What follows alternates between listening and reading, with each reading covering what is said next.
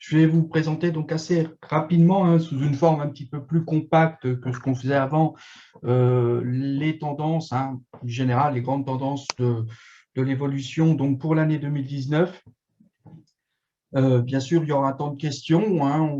S'il y a aussi des questions, comme a dit Pascal, sur lesquelles on n'aura pas le temps de répondre là, on essaiera d'y répondre bien sûr par la suite. Et puis, de toute façon, vous avez l'habitude de nous contacter quand il y a besoin, quoi. Donc, sur cette année 2019, donc déjà pour prendre un petit peu la vision globale, donc on a frôlé, dans notre estimation, les 11 TWh de production locale, toujours avec une part très importante, qui s'est évaluée à 68% du bois, énergie et autres biomasses en utilisation chaufferie. La part du bois des ménages est relativement constante, elle baisse un petit peu, tandis que celle des chaufferies automatiques se maintient. Bien sûr, sachant que le plus gros de la progression que l'on observe se fait au niveau notamment des filières électriques renouvelables, éoliennes et photovoltaïques, et puis aussi en partie sur la partie méthanisation, qui est juste après l'hydraulique, et je ne sais pas pourquoi ça a sauté à nouveau. Voilà. Donc, un petit warning sur la donnée bois des ménages. Alors, on l'évalue toutes les années paires dans le cadre de l'inventaire général donc, de consommation.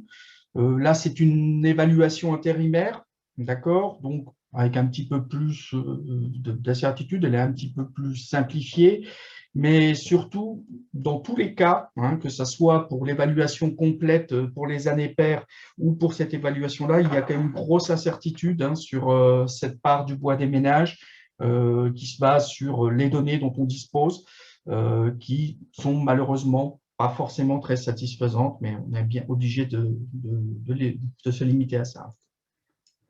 Si on se focalise un petit peu plus sur les filières sur lesquelles on a donc un suivi plus fin, donc ce suivi qui est fait vraiment tous les ans, donc on va avoir donc l'ensemble des données donc, de production d'électricité, des filières éoliennes, hydroélectricité, solaire photovoltaïque. On a donc ce gros secteur du bois, énergie et autres biomasses dans les chaufferies automatiques, donc qui a aussi donc, affiché une assez forte croissance. La valorisation sur toutes ces formes, on va dire un peu des ordures ménagères, que ce soit directement via les incinérateurs d'ordures UVE ou la valorisation du biogaz issu des décharges.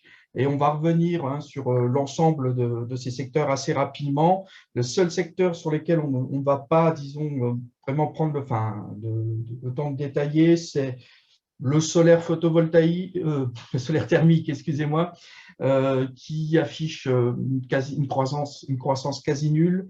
La partie pompe à chaleur géothermique, qui pareil n'est pas même plus en croissance et affiche selon les statistiques que l'on a même une décroissance, et avec aussi sur ces deux cas une très grande interrogation sur la fiabilité des données, car il n'y a pas de données de suivi local sur ces énergies qui sont vraiment des autoconsommations.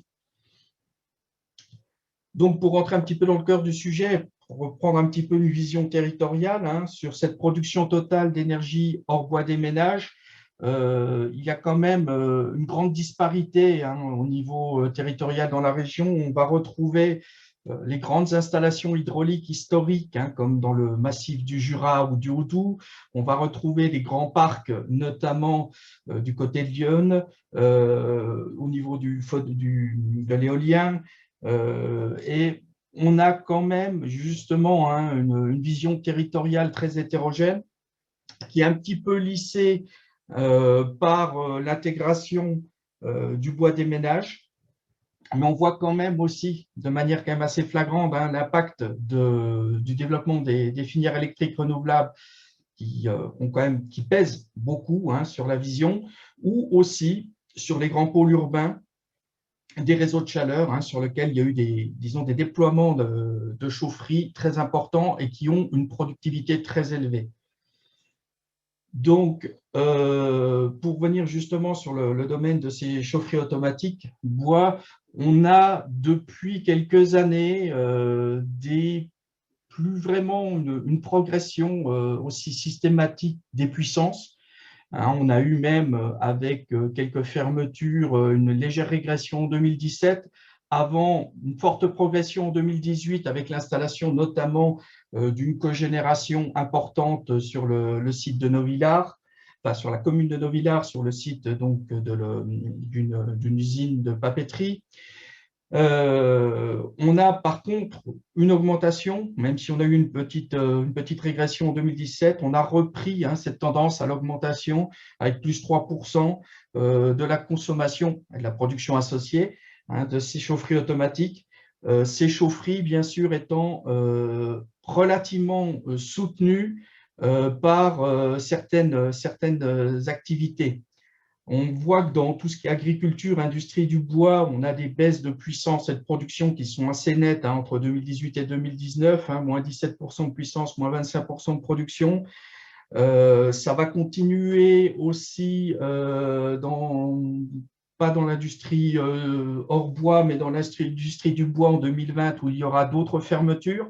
On avait déjà moins 4% en termes de puissance. On va avoir des sites relativement importants qui ont confirmé aussi en 2020, notamment dans l'industrie du panneau.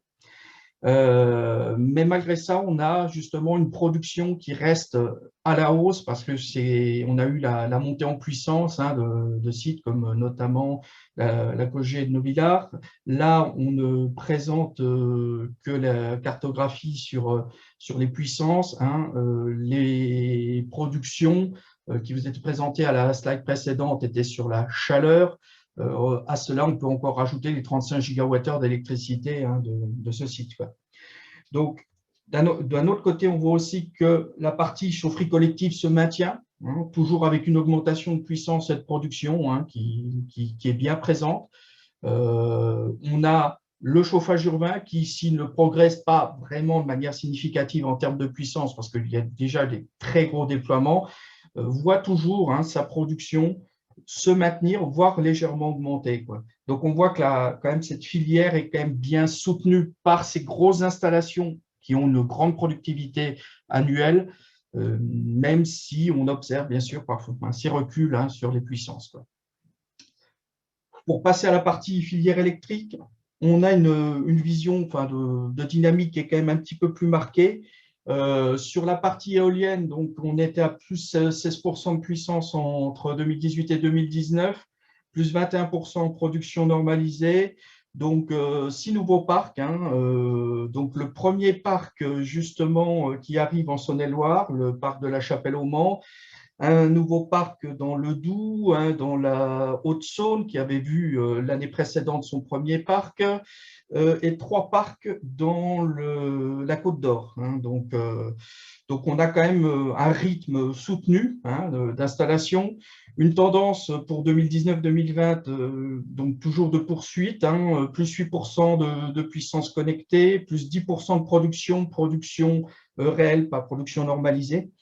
Là, donc pour donner un petit peu un ordre de grandeur, donc on est à 808 mégawatts au 31/12/2019, avec 850, donc plus que ce qui est déjà installé, 850 mégawatts déjà autorisés en comptant tous les projets, y compris ceux pour lesquels tous les contentieux n'ont pas encore été purgés, et environ 900 mégawatts encore de puissance qui sont en cours d'instruction. Donc, voilà. Donc, on a quand même dans les tuyaux un doublement de la capacité, voire un triplement à relativement moyen terme, ce qui est assez confirmé par les trajectoires qu'on peut observer dans l'étude du S3RENR par RTE, qui nous donne quand même une vision à 2030 un petit peu de l'ambition des opérateurs. Au niveau de la filière photovoltaïque, on a une croissance affichée de 9% des puissances connectées pour 20% d'augmentation de la production. Alors, un seul parc au sol a été connecté en 2019, c'est le parc de Brognon, petite puissance, moins de 2 mégawatts. le bond qu'on prend sur les productions s'explique par le fait que les parcs connectés en 2018, notamment Saint-Eusèbe et Drambon, l'avaient été en toute fin d'année et n'avaient pas beaucoup produit. Donc, en fait, on a un petit peu une régularisation par rapport à la production qui était affichée. Et de la même manière, sur la tendance 2019-2020, où on affiche 12% de croissance de la puissance, mais que 5% sur la production, on a aussi des parcs assez importants, dont notamment Vermenton-les-Poulettes, qui, lui, a été connecté en fin d'année. Donc, c'est toujours cet effet de jeu entre les dates de connexion et les productions annuelles, donc qui sont plus ou moins lissées, suivant les algorithmes qui sont appliqués pour les corrections. Au niveau de la production hydraulique, on peut passer relativement rapidement. On a une très faible croissance sur la production, enfin sur les puissances installées. La production normalisée, pareil, 0,7%, on ne bouge quasiment pas. Ce sont uniquement des microcentrales qui ont été connectées avec des puissances entre 70 et 450 kg, il me semble. Dans le Doubs, pour 2 installations, le Jura, une installation, la Côte d'Or aussi, et la Nièvre. La tendance pour 2019-2020 est beaucoup moins bonne. Cette fois-ci, toujours en production réelle. Donc, ça sera lissé un peu par la production normalisée. Pas de progression de puissance, quasiment pas. On est vraiment toujours pareil à quelques petites installations, mais avec une hydraulicité beaucoup moins bonne, où on a 17% de chute de production. Au niveau de la valorisation dans les UOM, UVE, pareil, on peut passer relativement rapidement là-dessus. On a une production qui est souvent tributaire de petits incidents. Donc, on a parfois des pertes de production sur la partie électricité. Ça a été un peu le cas cette année. Donc, on est sur une année relativement basse et il n'y a pas vraiment une tendance nette. Ce sont des variabilités interannuelles qu'on observe en général. De toute façon, il n'y a pas de nouvelles installations, de nouveaux équipements de valorisation pour le moment, et au contraire des questionnements sur certaines usines dans leur avenir à court terme qui vont peut-être aussi modifier la vision des sites ayant une valorisation. Donc, on ne sait pas trop là-dessus. L'avenir est toujours un petit peu incertain. Au niveau de la valorisation du biogaz et des charges, c'est un petit peu toujours la même situation. Donc, on a des sites qui ont, pareil, qui peuvent avoir des petites fluctuations, notamment sur l'injection. On a un petit peu de retrait cette année. Il y a aussi un autre problème sur le suivi, c'est que 2 exploitants n'ont pas répondu cette année, mais ce ne sont pas les mêmes exploitants que l'année précédente qui n'ont pas répondu. Donc, bien sûr, on a une distorsion dans la série. Donc, on va essayer au fur et à mesure des diverses collectes de récupérer les historiques et de pouvoir consolider tout ça de manière à ce qu'on ait une vision de la série temporelle qui soit plus fiable. Et pour arriver donc sur la dernière partie, sur la méthanisation, donc nous avons une évolution sur la partie cogénération et chaudière assez importante. Donc, avec 85 gigawattheures d'électricité donc déclarés en production, 94 gigawattheures thermiques, qui reste une production assez théorique, parce qu'on n'a pas de suivi, contrairement à l'injection d'électricité, on n'a pas de suivi de la valorisation de la chaleur.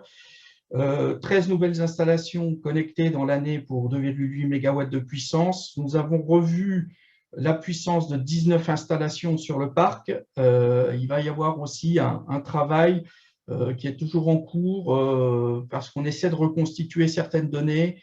Donc, on n'a pas forcément la profondeur qu'on aimerait sur les nouvelles sources de données, notamment sur le registre national des installations de production d'électricité et de stockage, qui nous fournit des données beaucoup plus fines, déclaratives, qui nous permettent de suivre les changements de puissance connectée, mais qui est, on va dire, exhaustif, bien consolidé depuis seulement 2-3 années.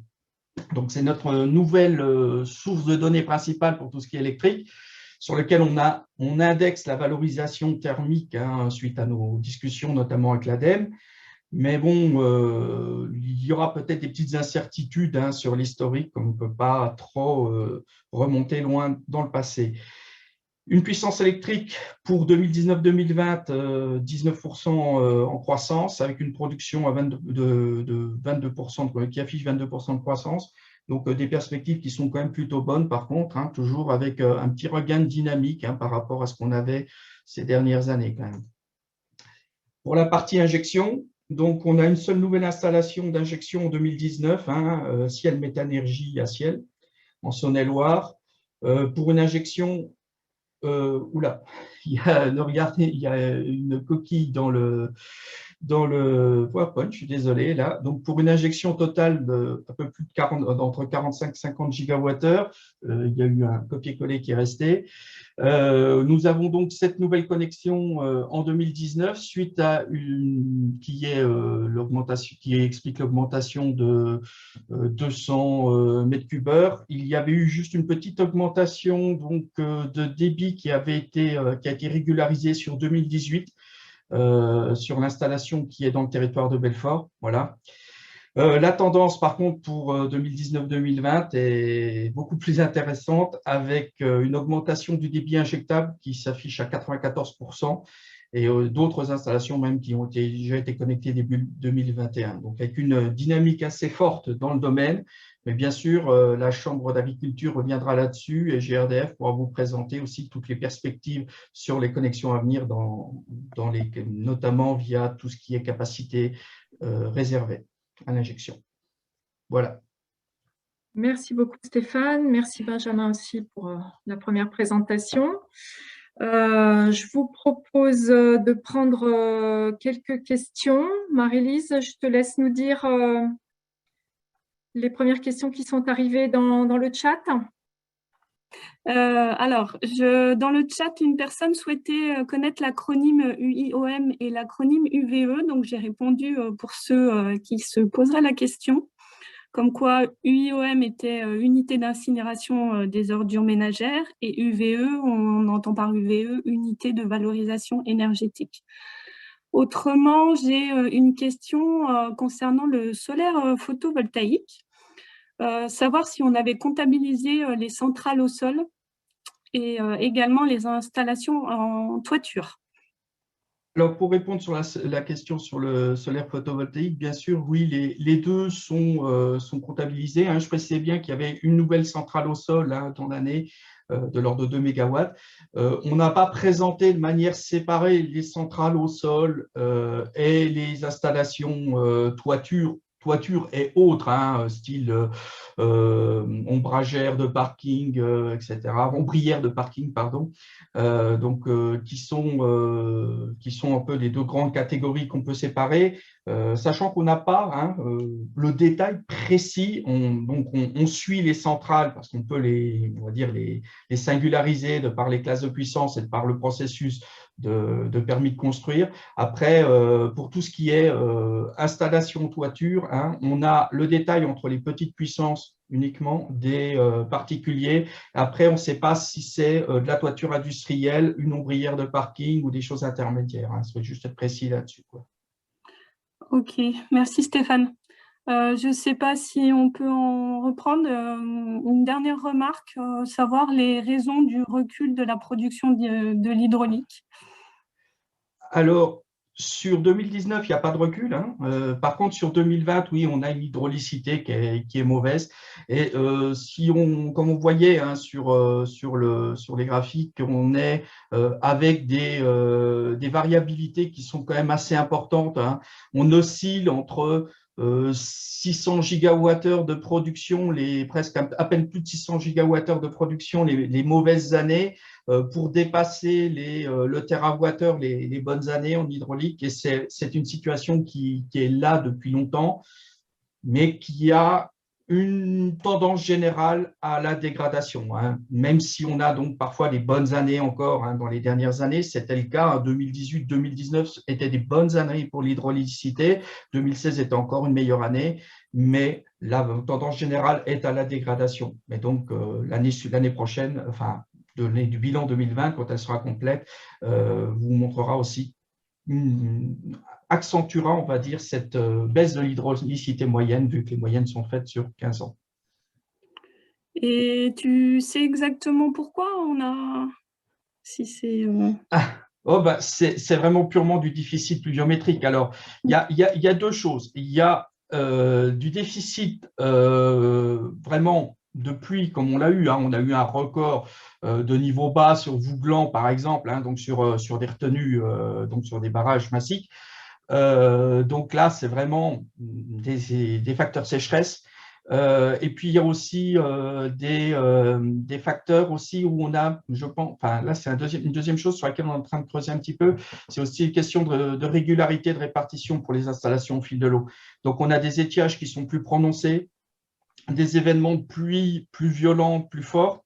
Donc, en fait, on a moins de l'eau, moins une répartition d'eau régulière dans le temps sur les cours, plus de situations où les centrales au fil de l'eau ne turbinent pas. Et puis, voilà, donc à la fois les retenues qui ne se remplissent pas bien et donc ce dérèglement sur la pluviométrie qui fait que les centrales au fil de l'eau fonctionnent moins bien. Là, on va réfléchir aussi à voir comment on va intégrer un petit peu aussi plus d'informations sur les facteurs de charge. Je pense qu'il faut aussi qu'on fasse un petit travail là-dessus dans la documentation. Ça permettra aux gens d'avoir une lecture plus facile. Voilà. On a encore le temps pour une question. Marie-Lise, je crois qu'il y en a encore auquel on n'a pas répondu. Ah oui, pardon. Est-ce que sur… après, j'ai une question sur les installations enfin, une remarque sur les installations de méthanisation, savoir les conséquences au niveau des sols, mais je pense qu'on en parlera, dans la deuxième partie de la rencontre. Je pense que Solagro sera beaucoup plus détaillé, il aura le temps de détailler ça. Voilà, et puis la remarque, toujours sur l'hydraulique, de l'impact du réchauffement climatique sur la production en elle-même, en fait. Voilà, donc c'est vraiment ce problème de variation de la pluviométrie, on va dire. Là-dessus, il y a… Voilà, malgré les petites installations. Donc, pour rappel, dans le SRADET, on envisage à peu près plus 1 méga d'installation en plus, alors soit d'installation de puissance en plus par an jusqu'à l'horizon 2030, et malgré cela, on affiche une production qui descend de 15%. Donc voilà, on ne compte pas sur une progression, sur une préservation, on va dire, de cette production à long terme avec les conditions climatiques et les perspectives qu'elles ont. Ok, merci. Et juste dans un objectif d'amélioration concernant le solaire photovoltaïque, si on pouvait distinguer les centrales au sol des centrales en toiture, pour avoir une idée en termes d'évolution, en termes de puissance et de production. Voilà. Après, ces données-là sont disponibles. On ne les intégrait pas jusqu'ici dans la plateforme, et peut-être que justement, on fera un sous-thème central à ce moment-là. On verra avec… justement, il y a une restructuration à venir dans la plateforme Opter sur la manière dont sont présentés les ENR pour qu'il y ait plus de cohérence entre les inventaires de consommation et de production. Donc, ça sera aussi l'occasion d'enrichir avec quelques autres données et de mettre directement sur la plateforme, je pense, une thématique en plus là-dessus. Enfin, pas une thématique, une donnée en plus. Merci Stéphane.